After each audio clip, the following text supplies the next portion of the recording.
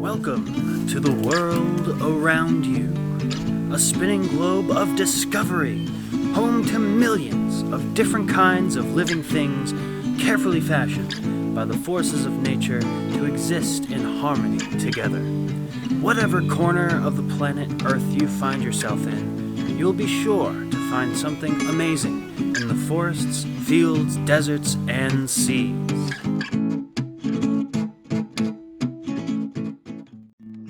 It's springtime and the world is waking up. Birds are beginning their migrations. Animals and insects alike are coming out of hibernation. All creatures are hungry and are looking for something to eat. At the same time, grasses are growing, flowers are blooming, offering these hungry creatures an amazing all-you-can-eat buffet. Hi, my name is Corey Rinn. Let's take a closer look to see what's really going on. When spring arrives, we notice insects arriving from underground. Most of these species are pollinators.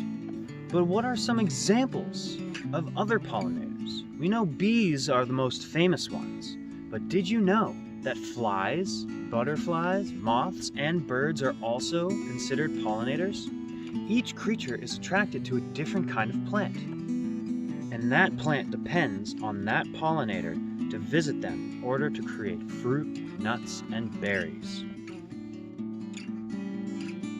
Plants come in all different shapes, sizes, and colors, but they all share one similar characteristic: pollen.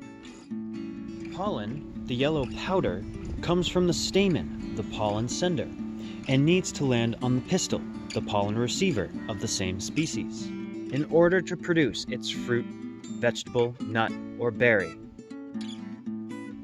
Some plants have these two parts, both the pollen sender and the pollen receiver in the same flower, making it really easy for the plant to reproduce.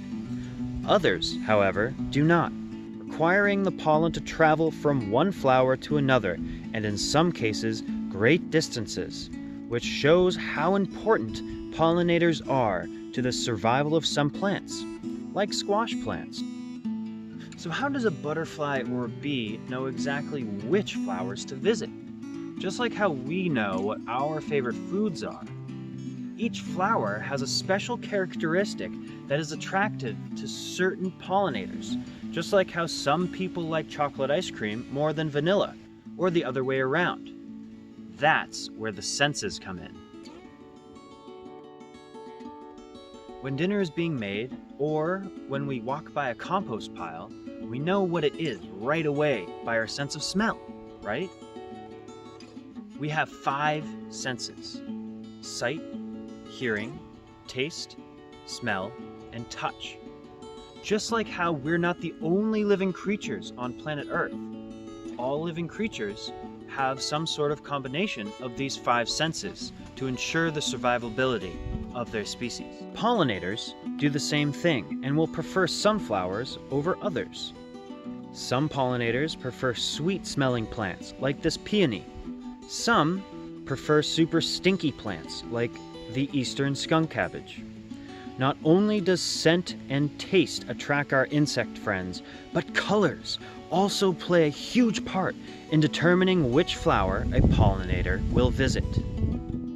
Since each pollinator is attracted to a different kind of color, you may find that some pollinators are attracted to the same colors, just like you and maybe your best friend share a favorite color.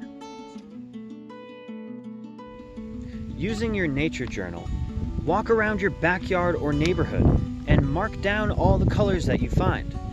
What kinds of colors did you find? What colors did you see more often?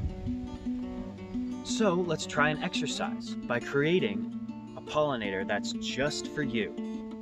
So what kind of pollinator are you? What is your favorite color? What is your favorite flower to smell? What is your favorite taste? Do you have wings? How many legs? Draw this out in your nature journal. See, this is what I would look like if I was a pollinator, and the flower that I would visit. Can you see how important it is for a tomato plant to be pollinated, and an apple and cherry tree?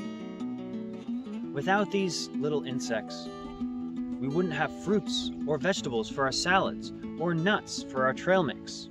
So next time you see a pollinator, be sure to say thank you.